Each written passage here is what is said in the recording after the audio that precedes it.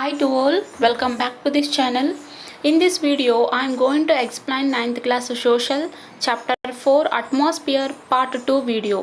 Actually మనం part 1 వీడియోలో atmosphere గురించి తెలుసుకుంటూ వచ్చాం.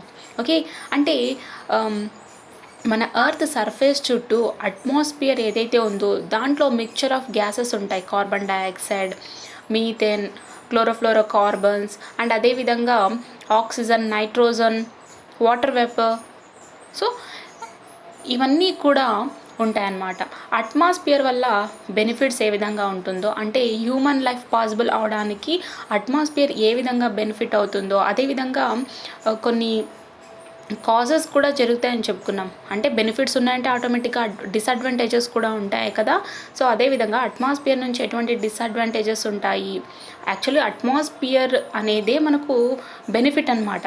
కాకపోతే హ్యూమన్ యాక్టివిటీస్ వల్ల ఈ పార్టికులేట్స్ ఏవైతే ఉంటాయో, అంటే ఫైన్ డస్ట్ పార్టికల్స్ అన్నమాట, ఇవి లీఫ్ మీద కూర్చోవడం వల్ల ఫోటోసింథసిస్ ప్రాసెస్ సరిగ్గా జరగకపోవడము, అదేవిధంగా ఈ పార్టికులేట్స్ అన్నీ కూడా అట్మాస్ఫియర్లో ఉండడం వల్ల బ్రీత్ సరిగ్గా తీసుకోకపోవడం, ఇటువంటి ప్రాబ్లమ్స్ అన్నీ కూడా జరుగుతూ ఉంటాయి. అంటే టోటల్గా మనకు అట్మాస్ఫియర్ అంటేనే ఒక బెనిఫిట్ అని చెప్పొచ్చు. కాకపోతే హ్యూమన్ యాక్టివిటీస్ ద్వారా కానీ లేదంటే ఇతర ఫ్యాక్టర్స్ ద్వారా ఏర్పడినటువంటి అట్మాస్ఫియర్లో చేంజెస్ వల్ల మనకు ప్రాబ్లమ్స్ వచ్చేటువంటి సిచ్యువేషన్స్ ఉన్నాయన్నమాట.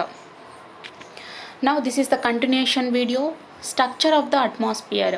యాక్చువల్లీ మనం అర్త్ యొక్క స్ట్రక్చర్ గురించి తెలుసుకున్నాం. పైన లేయర్ వచ్చేసి క్రస్ట్, నెక్స్ట్ మ్యాంటల్, ఆ తర్వాత కోర్ అని చెప్పుకున్నాం. ఎలా అయితే అర్త్ యొక్క సర్ఫేస్ లేయర్స్గా మనం తెలుసుకుంటూ వచ్చామో దాని యొక్క థిక్నెస్ కానీ, అదేవిధంగా ఒక్కొక్క లేయర్లో ఏమేమి దొరుకుతాయి, ఎటువంటి ఎలిమెంట్స్, మెటీరియల్స్, మెటల్స్ ఏవేవి దొరుకుతాయో మనం తెలుసుకున్నాం. Now structure of the atmosphere, అంటే అట్మాస్ఫియర్లో కూడా అట్మాస్ఫియర్ యొక్క స్ట్రక్చర్ గురించి ఇప్పుడు మనం చూద్దాం. దాంట్లో కూడా లేయర్స్ ఉంటాయన్నమాట అట్మాస్ఫియర్లో. అంటే అర్త్ సర్ఫేస్ నుంచి కొన్ని కిలోమీటర్స్ వరకు ఆ లేయర్ అని ఇంకొకటి, అండ్ నెక్స్ట్ దానిపైన ఉన్నటువంటి సమ్ కిలోమీటర్స్ వరకు ఇంకొక లేయర్ అని, ఈ విధంగా మనం చెప్పుకోబోతున్నాం. Just like the interior of the earth is arranged as layers, atmosphere too is arranged into various layers having different compositions. Can you imagine the layers? It is not an easy job to study about the structure of the atmosphere, which is very widely spread. Scientists are finding about it through air balloons, satellites, etc. On the basis of chemical composition, the atmosphere is divided into two broad layers, homosphere, heterosphere. Okay, యాక్చువల్గా earth యొక్క interior structure, అంటే earth యొక్క structure ఏ విధంగా అయితే మనం చెప్పుకున్నామో crust, mantle, core అని చెప్పి, అదేవిధంగా అట్మాస్ఫియర్లో కూడా లేయర్స్ ఉంటాయన్నమాట. ఓకే, వేరియస్ లేయర్స్ అనేవి ఉంటాయి. అండ్ ఒక్కొక్క లేయర్లో కాంపోజిషన్ కూడా వేరియేషన్ ఉంటుందన్నమాట. కాకపోతే ఇక్కడ అట్మాస్ఫియర్ యొక్క స్ట్రక్చర్ని మనం ఇమాజిన్ చేసుకోలేము. అండ్ ఇది చాలా ఈజీ కాదనమాట. ఎందుకంటే ఏ లేయర్ ఎంత ఉంటుంది, ఏ లేయర్స్లో ఎటువంటి కాంపోజిషన్తో గ్యాసెస్ ఉంటాయి, ఓకే, అండ్ వాటి గురించి మనం తెలుసుకోలేము. అందుకని చెప్పే సైంటిస్ట్ వచ్చేసి, ఈ సైంటిస్ట్ ఎవరైతే ఉన్నారో వీళ్ళంతా కూడా అర్త్ చుట్టూ ఉన్నటువంటి అట్మాస్ఫియర్ ఏదైతే ఉందో దీని యొక్క లేయర్స్ స్ట్రక్చర్ గురించి తెలుసుకోవడానికి శాటిలైట్స్ని అండ్ ఎయిర్ బెలూన్స్ని పంపించడం జరిగిందనమాట. వీటి ద్వారా చాలా వరకు డేటాను అయితే కలెక్ట్ చేసుకుంటూ ఉన్నారు. అండ్ కెమికల్ కాంపోజిషన్ బేస్ చేసుకొని అట్మాస్ఫియర్ని 2 లేయర్స్గా క్లాసిఫై చేయడం జరిగింది. హోమోస్ఫియర్ అని, ఇంకొకటి హెట్రోస్ఫియర్ అని చెప్పి. హోమోస్ఫియర్, the homosphere extends up to a height of 90 kilometers. It consists of 3 layers: troposphere, stratosphere, mesosphere. It is characterized by uniformity in composition of gases like nitrogen, oxygen, organ and carbon dioxide. Okay, chemical composition base చేసుకొని అట్మాస్ఫియర్ని 2 లేయర్స్గా divide చేయడం జరిగింది. అందులో హోమోస్ఫియర్ ఒకటి, హెట్రోస్ఫియర్ ఒకటి. హోమోస్ఫియర్ layer ఏదైతే ఉందో ఇది, అంటే దీని యొక్క height up to earth surface నుంచి 90 కిలోమీటర్స్ వరకు ఉన్నటువంటి ఆ లేయర్ అంతా కూడా హోమోస్ఫియర్ అన్నమాట. ఓకే, అగైన్ ఈ హోమోస్ఫియర్లో 3 లేయర్స్ ఉంటాయి. ట్రోపోస్పియర్, స్ట్రాటోస్పియర్, మీసోస్పియర్ అని చెప్పి. అండ్ ఈ లేయర్స్లో మనకు ఈ గ్యాసెస్ యొక్క కాంపోజిషన్ ఈక్వల్గా ఉంటుందన్నమాట. అంటే nitrogen, oxygen, organ, carbon dioxide వీటి యొక్క కాంపోజిషన్ అనేది యూనిఫామిటీగా ఉంటుంది. అర్త్ సర్ఫేస్ నుంచి 90 కిలోమీటర్స్ వరకు హైట్లో ఉన్నటువంటి లేయర్ని హోమోస్పియర్ అంటాము. ఈ హోమోస్పియర్ లేయర్లో 3 లేయర్స్ ఉంటాయి: stratosphere, mesosphere, troposphere. Okay, next heterosphere. The layer above 90 kilometers of the atmosphere is called heterosphere. It has a heterogeneous composition and hence the name heterosphere. It has 2 layers called thermosphere and exosphere. Okay, 90 kilometres వరకు ఉన్నట్టయితే దాన్ని హోమోస్పియర్ అని చెప్పుకున్నాం. 90 kilometres కన్నా మించి ఆ పైన layer అంతా కూడా హెటరోస్పియర్ అనమాట. అంటే ఇక్కడ ఉన్నటువంటి గ్యాసియస్ యొక్క కాంపోజిషన్ ఒకేలా ఉండవు, వేరియేషన్స్ ఉంటాయి. కాబట్టి హెట్రోస్పియర్ అని చెప్పి ఈ లేయర్కు నేమింగ్ ఇవ్వడం జరిగింది. మరి ఈ హెట్రోస్పియర్లో 2 లేయర్స్ ఉంటాయి అన్నమాట. థర్మోస్పియర్ అని, ఎగ్జోస్పియర్ అని అగైన్ 2 లేయర్స్ ఉంటాయి. Atmosphere can also be divided into various layers based on density and temperature. అదేవిధంగా మనం అట్మాస్ఫియర్ని డెన్సిటీ అండ్ టెంపరేచర్ని బేస్ చేసుకొని వేరియస్ లేయర్స్గా కూడా డివైడ్ చేయొచ్చు. ఇప్పుడు మనం ఎలా అయితే అట్మాస్ఫియర్ని కెమికల్ కాంపోజిషన్ బేస్ చేసుకొని హోమోస్పియర్, హెట్రోస్పియర్ అని చెప్పుకున్నాం. ఈ హోమోస్పియర్లో again troposphere, stratosphere, mesosphere. And ఇక్కడ హెట్రోస్పియర్లో వచ్చేసి thermosphere and next exosphere. So ఈ విధంగా కెమికల్ కాంపోజిషన్ బేస్ చేసుకొని మనం క్లాసిఫై చేయడం జరిగింది. డెన్సిటీ అండ్ టెంపరేచర్ని బేస్ చేసుకొని కూడా అట్మాస్ఫియర్ని మనం వేరియస్ లేయర్స్గా డివైడ్ చేయొచ్చు. ఆల్రెడీ మనం ఏం చెప్పుకున్నాం, అర్త్ సర్ఫేస్కి కన్నా హైట్ వెళ్ళే కొద్దీ, ఓకే, అర్త్ సర్ఫేస్ కన్నా పైకి వెళ్ళే కొద్దీ టెంపరేచర్ ఏ విధంగా ఉంటుంది, తగ్గుతుందని చెప్పుకున్నాం. సో అట్మాస్ఫియర్ని బేస్ చేసుకొని ఈ టెంపరేచర్ని బేస్ చేసుకొని అట్మాస్ఫియర్ యొక్క లేయర్స్ని కూడా మనం డివైడ్ చేయొచ్చు. అదేవిధంగా డెన్సిటీ బేస్ చేసుకొని కూడా డివైడ్ చేయొచ్చు అనమాట. యాక్చువల్లీ ఇక్కడ నా దగ్గర ఉన్నటువంటి డేటా ఏదైతే ఉందో, ఈ structure of the atmosphere 4.2 figure ఉంది కదా, యాక్చువల్గా నా దగ్గర క్లియర్గా లేదు. మీ దగ్గర టెక్స్ట్ బుక్ ఉంటే మీరు ఫాలో అయిపోండి. ఓకే, సో ఏం లేదు, ఇక్కడ నేను ఇందాక చెప్పాను కదా హోమోస్పియర్, హెట్రోస్పియర్ అని చెప్పి. అందులో అగైన్ మనకు ట్రోపోస్పియర్, స్ట్రాటోస్పియర్, మీసోస్పియర్ ఈ 3 లేయర్స్ అన్నీ కూడా హోమోస్పియర్లో ఉంటాయి. థర్మోస్పియర్ అండ్ ఎగ్జోస్పియర్ వచ్చేసి హెట్రోస్పియర్లో ఉంటాయని నేను ముందే చెప్పడం జరిగింది కదా. సో వాటినే మనకు పిక్చర్ రూపంలో చూపించడం జరిగిందనమాట. నెక్స్ట్ ఇప్పుడు మనం ఫస్ట్ ట్రోపోస్పియర్ గురించి తెలుసుకుందాం. ట్రోపోస్పియర్ ఏ లేయర్లో ఉంటుంది, హోమోస్పియర్లో ఉంటుంది. అక్కడ ఉన్నటువంటి గ్యాసెస్ యొక్క కాంపోజిషన్ ఏ విధంగా ఉంటుందంటే యూనిఫామిటీగా ఉంటుందన్నమాట. The troposphere is the lower most layers of the atmosphere. It's average height is 13 kilometers and extends roughly to a height of 8 kilometers near the poles about 18 kilometers at the equator. Thickness of the troposphere is greatest at the equator because heat is transported to great heights by strong conventional currents.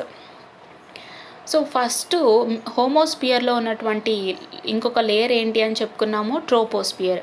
ఈ troposphere యొక్క ఈ troposphere ఏదైతే ఉందో ఇది అట్మాస్ఫియర్లో ఉన్నటువంటి చాలా lower layer అనమాట. అంటే స్టార్టింగ్ అర్త్ అట్మాస్ఫియర్ చుట్టూ ఉన్నటువంటి ఒక ట్రోపోస్పియర్ లేయర్. అంటే అన్ని లేయర్స్ కన్నా ఇక్కడ చూపిస్తా ఫిగర్లో. సో ఇది అర్త్ అనుకుంటే దీని చుట్టూ మనకు అట్మాస్ఫియర్ ఉంటుంది. ఇందులో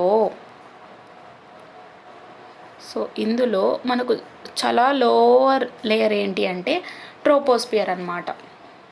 ఓకే, దీని యొక్క యావరేజ్ హైట్ వచ్చేసి 13 kilometers వరకు ఉంటుంది. ఈ ట్రోపోస్పియర్ యావరేజ్ హైట్ వచ్చేసి ఓకే. నార్మల్గా నార్త్ పోల్స్ ఉంటాయి కదా, నార్త్ అండ్ సౌత్ పోల్స్ ఏవైతే ఉంటాయో ఓకే, నార్త్ సౌత్ పోల్స్కు 8 కిలోమీటర్స్ హైట్లో ఎక్స్టెండ్ అవుతాయి.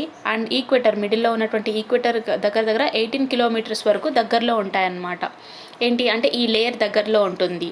అండ్ అదేవిధంగా ఈ ట్రోపోస్పియర్ యొక్క థిక్నెస్ ఏదైతే ఉందో ఈక్వేటర్ వద్ద చాలా థిక్నెస్ ఎక్కువగా ఉంటుందన్నమాట. అంటే నార్త్ అండ్ సౌత్ పోల్స్లో కంపేర్ చేసుకుంటే ఈక్వేటర్ దగ్గర ట్రోపోస్పియర్ యొక్క లేయర్ అనేది చాలా థిక్నెస్గా ఉంటుంది. ఎందుకు థిక్నెస్గా ఉంటుందంటే సన్ నుంచి, అంటే ఈ మనకు సోలార్ ఎనర్జీ అనేది వస్తుంటుంది కదా, ఈ సన్కు ఆ హీట్ అనేది గ్రేట్ హైట్ వరకు ట్రాన్స్పోర్ట్ అవుతుంది. ఈక్వేటర్ మీద సన్ యొక్క రేస్ చాలా స్ట్రైట్గా పడతాయి కాబట్టి ఈక్వేటర్ దగ్గర చాలా హీట్ ఉంటుందన్నమాట. సో ఆ విధంగా ఆ హీట్ ట్రాన్స్పోర్ట్ అవ్వడం వల్ల, అంటే గ్రేట్ హైట్కు కూడా హీట్ ట్రాన్స్మిట్ అవుతుంది కాబట్టి ఆ ట్రోపోస్పియర్ లేయర్ అంతా కూడా చాలా థిక్గా ఉంటుందన్నమాట. ఎందుకంటే కన్వెన్షనల్ కరెంట్స్ అన్నీ కూడా వీస్తూ ఉంటాయి కాబట్టి. It contains about 75% of the total gaseous mass of the atmosphere and practically all the moisture and dust particles. The entire weather phenomenon happens in this sphere. The temperature in this layer decreases as we go higher, which is called as normal lapse rate. Condensation, evaporation, precipitation, rainfall, cyclones, etc. occur in this layer. So ఈ troposphere layer ఏదైతే ఉందో ఇందులో ఉన్నటువంటి ఈ gases అన్నీ కూడా okay దగ్గర దగ్గర ఈ గ్యాసెస్ యొక్క మాస్ ఎంత ఉంటుంది అంటే 75% ఉంటుందన్నమాట. అంటే అట్మాస్ఫియర్లో ఉన్నటువంటి గ్యాసెస్ మాస్ అంతా కూడా 75% ఉంటుంది. అదేవిధంగా ఈ గ్యాసెస్తో పాటు moisture, dust particles, water vapour ఇవన్నీ కూడా ఉంటాయన్నమాట. అండ్ న్యాచురల్గా ఈ వెదర్ ఫినామినాస్ జరుగుతూ ఉంటాయి. వెదర్ మారుతూ ఉంటుంది కదా, ఇవన్నీ కూడా జరిగేది ఈ ట్రోపోస్పియర్లోనే అన్నమాట. అదేవిధంగా మనం ఏం చెప్పుకున్నాము, అర్త్ సర్ఫేస్ నుంచి పైకి వెళ్ళే కొద్దీ, హై ఆల్టిట్యూడ్ వెళ్ళే కొద్దీ టెంపరేచర్ ఏమవుతూ ఉంటుంది అంటే డిక్రీజ్ అవుతూ ఉంటుంది. అంటే ఈ ట్రోపోస్పియర్లో మనం హైట్ వెళ్ళే కొద్దీ టెంపరేచర్ అనేది తగ్గుతూ ఉంటుందన్నమాట. ఓకే, దీన్నే నార్మల్ లేప్స్ రేట్ అంటారు. నార్మల్ లేప్స్ రేట్ అని దేని అంటారంటే as we go higher in this layer temperature decreases. So దీన్నే నార్మల్ లేప్స్ రేట్ అని కూడా అంటారు. ఈ లేయర్లో, అంటే ఈ ట్రోపోస్పియర్ లేయర్లో condensation process, evaporation, okay, precipitation, rainfall, cyclones ఇవన్నీ కూడా ఈ లేయర్లోనే ఏర్పడతాయి అన్నమాట. ఆల్రెడీ మనం ప్రీవియస్ క్లాసెస్లో ఈ ఎవాపరేషన్ జరిగిన తర్వాత క్లౌడ్స్ అన్నీ ఫామ్ అయ్యి కండెన్సేషన్ జరిగి ఏ విధంగా మనకు ప్రిసిపిటేషన్ రూపంలో ఈ రెయిన్ఫాల్స్ ఇవన్నీ పడతాయని చెప్పుకున్నాం కదా. ఇవన్నీ కూడా ఈ న్యాచురల్ ఫినామినా అంతా కూడా ఎక్కడ జరుగుతుంది అంటే ట్రోపోస్పియర్లో జరుగుతుంది అనమాట. సైక్లోన్స్ ఏర్పడడం కానీ ఇవన్నీ కూడా. నెక్స్ట్ లేయర్ వచ్చేసి stratosphere. This layer extends up to a height of 50 kilometers. This layer is almost free from clouds and associated weather phenomena, making conditions most ideal for flying jet aircrafts. One important feature of stratosphere is that it contains ozone layer. The temperature increases as there is increase in altitude. Okay, troposphere తర్వాత ఉన్నటువంటి next layer ఏంటి అంటే stratosphere అనమాట. ఇక్కడ troposphere యొక్క thickness ఎంత ఉంటుందని చెప్పుకున్నాం, యావరేజ్ దీని యొక్క హైట్ ఎంత ఉంటుందని చెప్పుకున్నాము, 13 కిలోమీటర్స్ వరకు ఉంటుందన్నమాట. అండ్ స్ట్రాటోస్పియర్ యొక్క లేయర్ ఎంతవరకు ఎక్స్టెండ్ అయి ఉంటుంది అంటే ట్రోపోస్పియర్ తర్వాత 50 కిలోమీటర్స్ వరకు దీని యొక్క హైట్ అనేది ఎక్స్టెండ్ అయి ఉంటుంది, ఈ లేయర్ యొక్క హైట్. అండ్ కాకపోతే ట్రోపోస్పియర్లో మనం ఏం చెప్పుకున్నాం, సైక్లోన్స్ కానీ, రెయిన్ఫాల్, ఎవాపరేషన్, ప్రిసిపిటేషన్, కండెన్సేషన్ ఇవన్నీ కూడా ట్రోపోస్పియర్లోనే జరుగుతాయి. కాకపోతే ఇక్కడ ఇంకొక పాయింట్ ఏంటి అంటే ఇవన్నీ కూడా అక్కడే జరుగుతున్నాయి కాబట్టి క్లౌడ్స్ అన్నీ కూడా ఎక్కడ ఉన్నట్టు, ఇప్పుడు ట్రోపోస్పియర్లో ఉన్నట్టు. మరి స్ట్రాటోస్పియర్లో క్లౌడ్స్ ఉండవు అన్నమాట. ఓకే, అండ్ కాకపోతే ఇక్కడ కొన్ని కండిషన్స్ ఉండడం వల్ల చాలా వరకు ఈ ఎయిర్ క్రాఫ్ట్స్ కానీ, ఏరోప్లేన్స్ కానీ, జెట్ కానీ ఇవన్నీ కూడా ఈ స్ట్రాటోస్పియర్లో ఫ్లై అవుతూ ఉంటాయి. ఓకే, మామూలుగా మనకు కనిపించేటువంటి ఎయిర్ ట్రాన్స్పోర్టేషన్ అంతా కూడా ఏ విధంగా జరుగుతూ ఉంటుందంటే ఈ స్ట్రాటోస్ఫియర్ లేయర్లో జరుగుతూ ఉంటుంది. అండ్ ఇంకొకటి ఈ స్ట్రాటోస్ఫియర్ లేయర్ యొక్క ఇంపార్టెంట్ ఫీచర్ ఏంటి అంటే, మనం చెప్పుకున్నాం కదా, ఓజోన్ లేయర్ ఏదైతే ఉందో, ఓజోన్ లేయర్ వచ్చేసి మన అర్త్ని కాపాడేటువంటి ఒక బ్లాంకెట్ అని చెప్పొచ్చు. అంటే సూర్యుని నుంచి వచ్చేటువంటి హార్మ్ఫుల్ రేస్, అల్ట్రావైలెట్ రేస్ కానీ, ఇన్ఫ్రారెడ్ రేస్ కానీ, ఇవన్నీ కూడా మన ఎర్త్ సర్ఫేస్ మీదకు డైరెక్ట్గా పడకుండా ఈ ఓజోన్ లేయర్ అనేది అడ్డుకుంటుందన్నమాట. ఈ ఓజోన్ లేయర్ ఉండడం వల్ల మనకు ఆ హార్మ్ఫుల్ రేస్ అనేవి పడకుండా ఉన్నాయి డైరెక్ట్గా. ఒకవేళ హార్మ్ఫుల్ రేస్ అన్నీ కూడా మన మీదకు డైరెక్ట్గా పడినట్టయితే, మన ల్యాండ్ మీదకు, సర్ఫేస్ మీదకు డైరెక్ట్గా పడినట్టయితే మన డిఎన్ఏ డిస్ట్రక్షన్ అవుతుందన్నమాట. అదేవిధంగా స్కిన్ ర్యాషెస్ కానీ, స్కిన్ క్యాన్సర్స్ అండ్ పంటలు సరిగ్గా పండకపోవడం, వర్షాలు సరిగ్గా రాకపోవడం, అండ్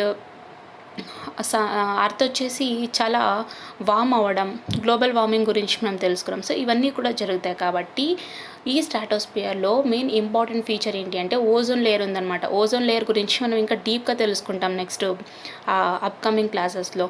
ఓకే.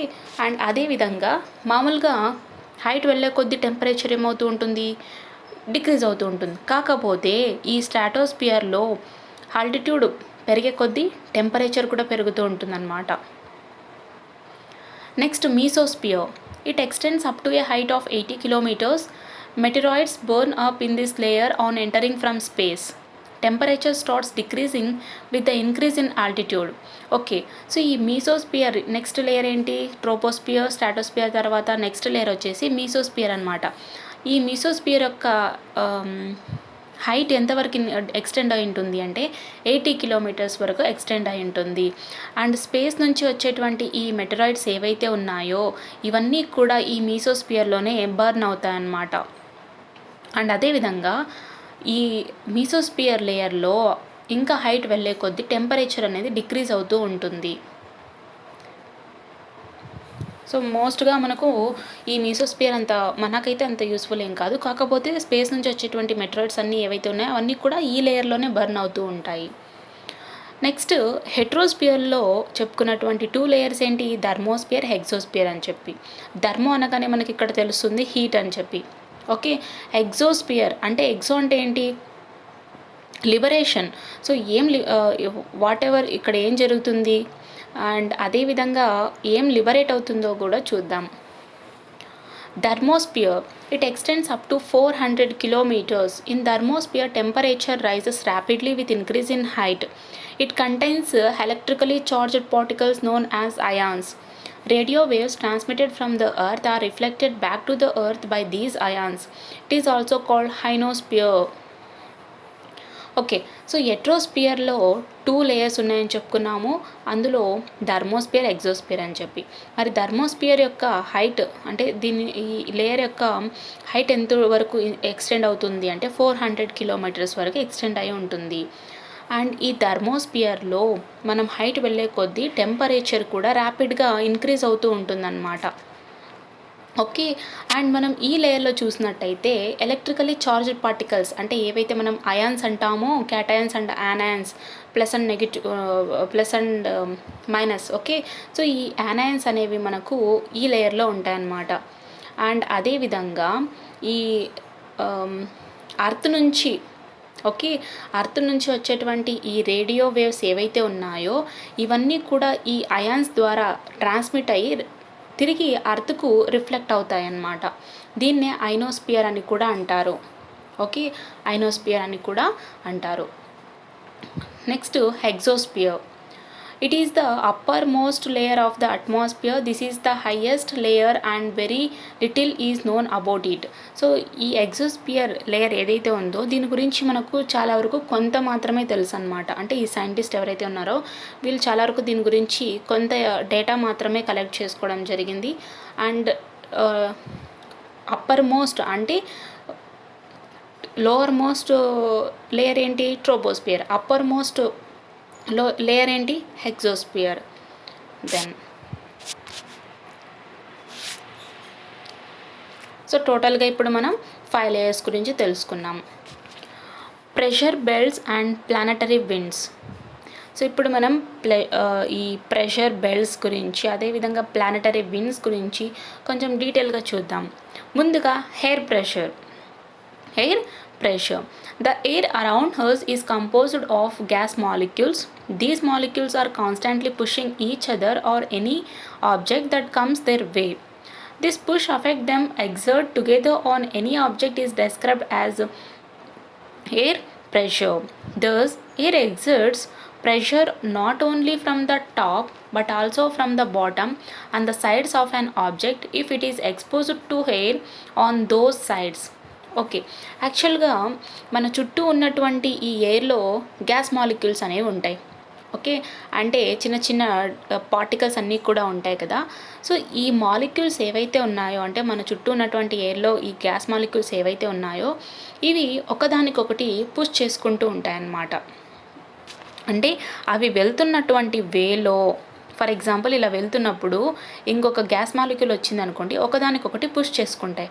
అంటే వెళ్తున్నటువంటి వేలో కావచ్చు, లేకుంటే సైడ్లో కావచ్చు, లేకుంటే ఎటు సైడ్ అయినా కావచ్చు. అంటే అవి వెళ్తున్నటువంటి వేలో ఇంకొక గ్యాస్ మాలిక్యూల్ వచ్చిందంటే ఆటోమేటిక్గా ఒకదానికొకటి పుష్ చేసుకుంటాయి అన్నమాట. ఎప్పుడైతే ఈ పుష్ చేసుకుంటాయో ఇంకొక ఆబ్జెక్ట్ మీద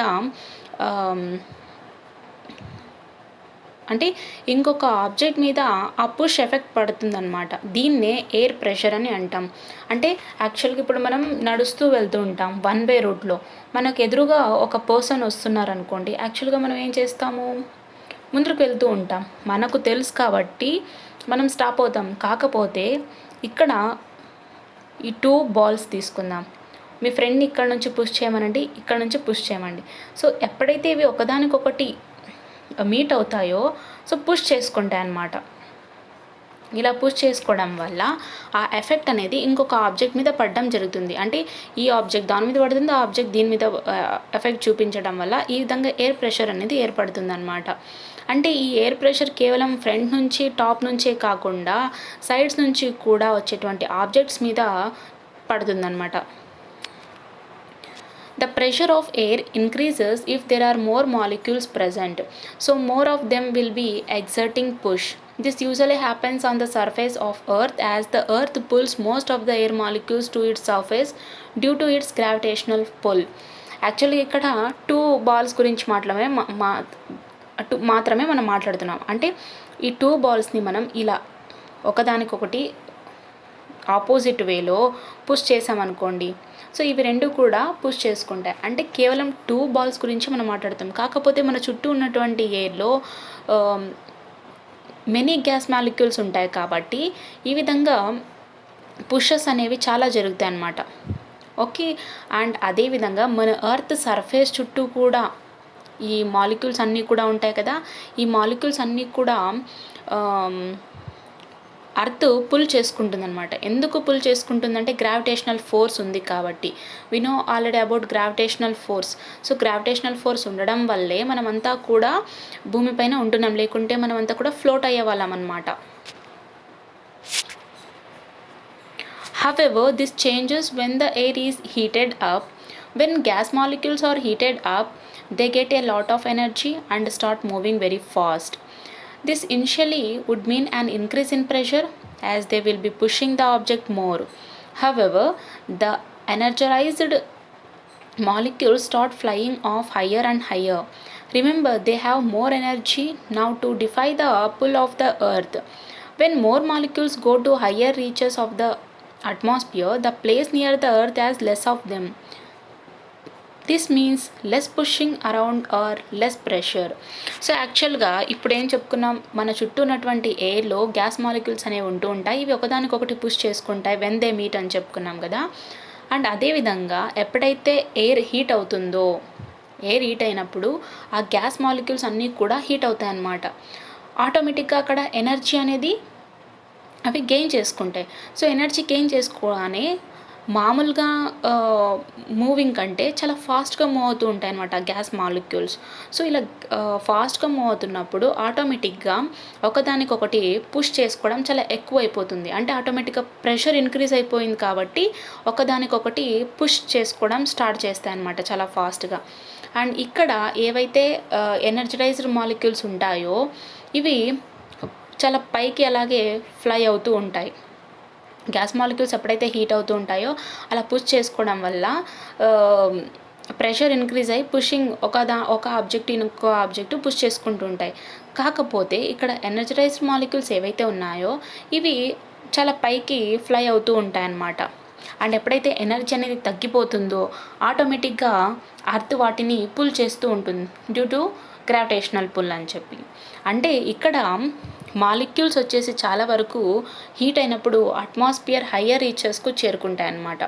ఓకే, అంటే ఈ అర్త్ చుట్టూ చాలా వరకు తక్కువ మాలిక్యూల్స్ ఉంటాయని చెప్పొచ్చు, అంటే తక్కువ ప్రెషర్ ఉంటుందని చెప్పొచ్చు.